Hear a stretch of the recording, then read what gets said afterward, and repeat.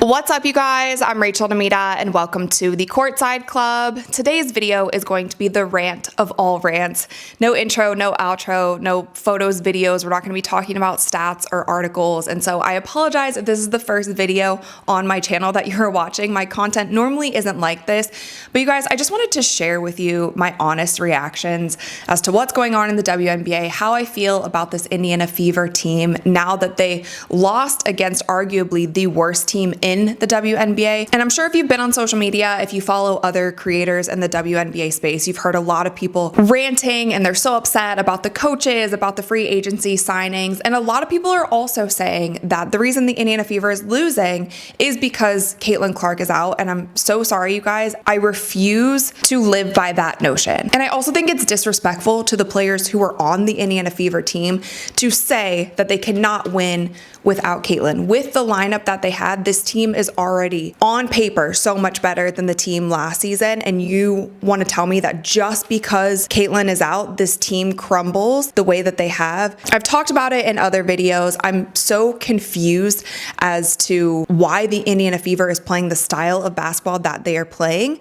If you look at it logically, the style of basketball that the Connecticut Sun played last year was a slow-paced basketball. They mucked up the game. They made every single game ugly, and that's how they won games. And Coach Stephanie White was that coach. But when she came to the Indiana Fever, all she was saying is, we're going to play with pace. We're going to play fast. We know our strengths. We're going to shoot those threes. And you guys, the problem is that style of basketball is the style of basketball that the new fans fell in love with. And I'm sorry, that style of basketball is the most entertaining style of women's basketball that you can possibly watch. Nobody wants to watch the women's game play slow, be overtly physical. And one of the things that shocked me on the broadcast last night was the commentators were talking about the Connecticut Sun and the Indiana Fever being the two slowest teams in the WNBA. If you told me that that would be something that was said on the broadcast during any Indiana Fever game, I would have thought you were insane. Literally, the two slowest teams, with the Connecticut Sun being the slowest team in the WNBA. And just last night, once again,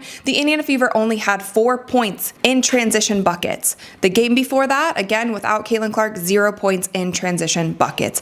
I don't know how, but somehow, I don't know if it's coaching, I don't know if it's style, I don't know if it's the pressure, somehow every single player on this Indiana Fever team has been taken out of rhythm. And I know it's early, and I know we don't want to overreact. And I'm actually so glad that I didn't make this video last night. It was 4 a.m. in France when the game ended, and I'm so happy that I just went to bed, because if I would have filmed that video last night, I would have been so angry. And you wouldn't have gotten this version of me where I feel like I'm able to articulate my thoughts, because I was so mad. And I was trying to think of the reason why I'm so mad about a team just starting off the year slow.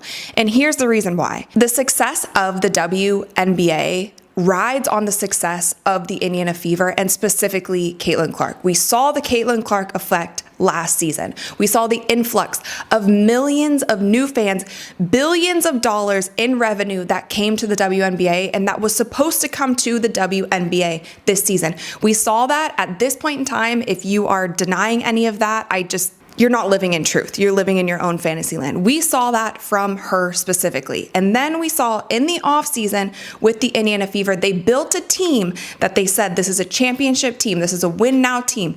We have veterans who know how to win. We have a coach who knows how to win.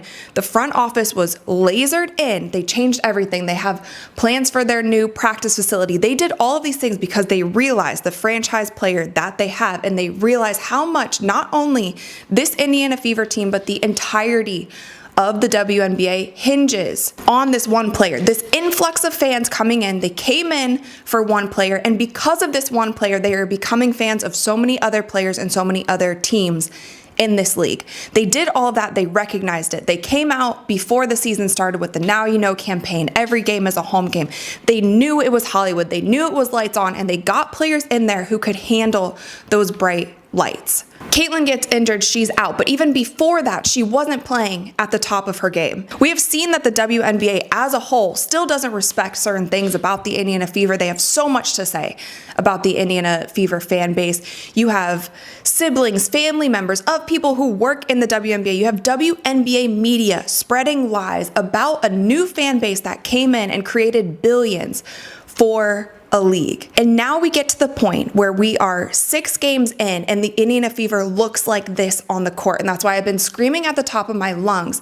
Stop worrying about all of these little things on social media, all of these things. Worry about the product on the court, because at the end of the day, these millions of fans who are coming in want to see a good product on the court. They want to see the product that they fell in love with. They want to see fast basketball. They want to see three-pointers. They want to see these girls having so much energy and a fiery spirit. They want to see that. They don't want to see slow basketball. And they especially don't want to see losses when that's not what this team promised. That's not what the front office promised. They don't want to see physicality. Can we talk about the physicality for a second? 2 players on the Indiana Fever got injured last night by the same player on the Connecticut Sun, and that was JC Sheldon. And I tweeted about it. She was playing so reckless. I'm fine with players playing aggressive, but there is a thin line between playing aggressive and playing reckless. When you dive for a ball, you don't land on somebody's leg. She landed on top of Sydney Colson's leg, and her leg got stuck and literally twisted around. Both injuries, both Sydney Colson and Sophie Cunningham, were contact injuries. They weren't non-contact. They weren't ACLs. They weren't Achilles. They were contact injuries caused by the same player. And this kind of physicality that the WNBA they brag about. They say it's always been a physical league. That's just the heart of the It's not good basketball. And we've seen so many injuries. Paige Becker's out with a concussion. Rakia Jackson was out with a concussion. All of these injuries are contact plays. We've seen Caitlin Clark last year get chucked to the ground. We saw Angel Reese get clothesline chucked to the ground. The players continue to do it because the refs are allowing them. Why wouldn't you keep doing it if you're a physical player? You have Caitlin putting on how many pounds of muscle because it's a physical league. And the other thing is, when you think about it, when you ask any WNBA player, what was your welcome to the WNBA moment? They all have something to say about a physical play. Caitlin Clark talks about her eardrum getting blown out. That's your welcome to the WNBA moment? You ask an NBA player and it's like, oh, when I went up against LeBron for the first time, when I guarded my favorite player, when I got dunked on, not when I broke my ankle because I didn't realize how physical it was. No, take care of the product on the court. That's what the fans are here for. I get so upset because I actually care.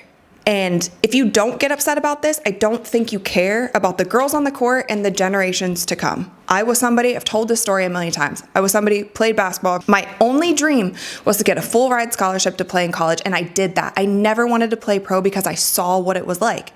I saw the kind of grind that these women had to go through.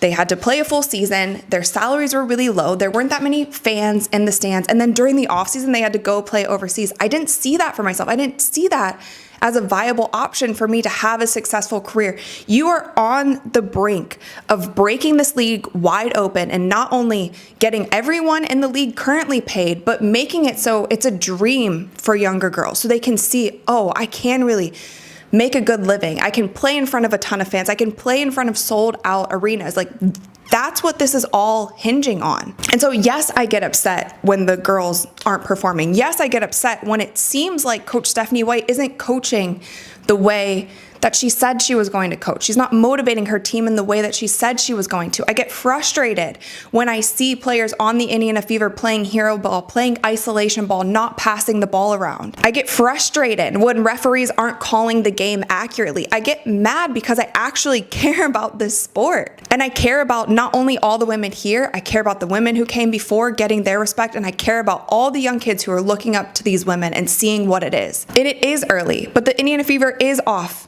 to a bad start, and the hype is dying down, and less people are tuning in.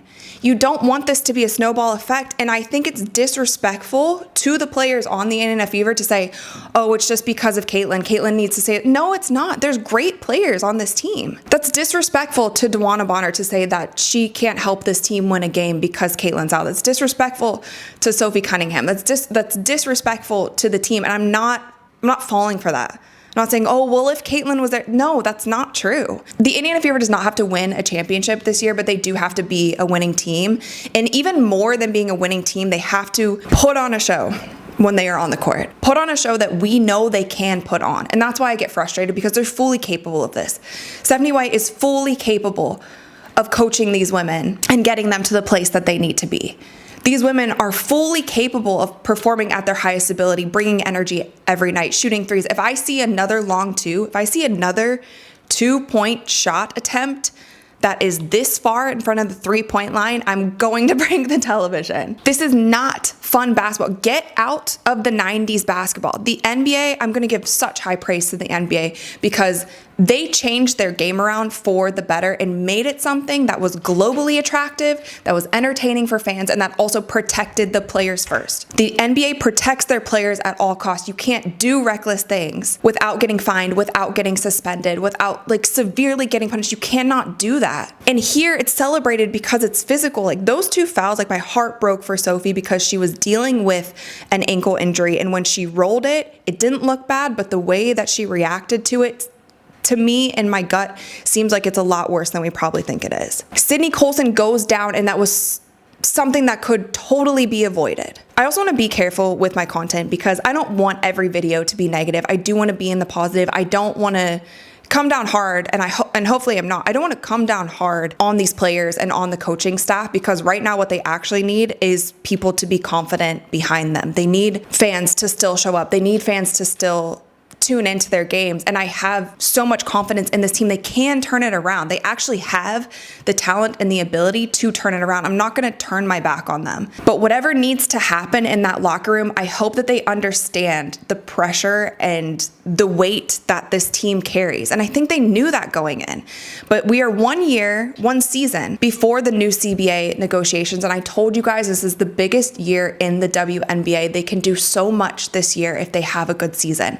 When the Indiana Fever does well, not even when they do well, when they put on a show on the court, more fans are going to tune in. When more fans tune into the Indiana Fever, they tune into every other team in the WNBA, and that's what the WNBA needs. Until it gets to a point where there are fans across all of these teams supporting them, going out to games. And I know that some teams have bigger fan bases than others, like the New York Liberty does really great selling out arenas. They have a lot of viewership. They have a lot of fans who ride hard for the New York Liberty. Until that gets better across the entire league, there is so much weight on the back of this Indiana Fever team. So I'm still going to be tuning in. I'm still going to be watching the games. I hope it turns around. I hope that somebody in the locker room, DeWanna Bonner, Caitlin's probably crashing out because she hates losing, and I'm sure she wants to be on the court.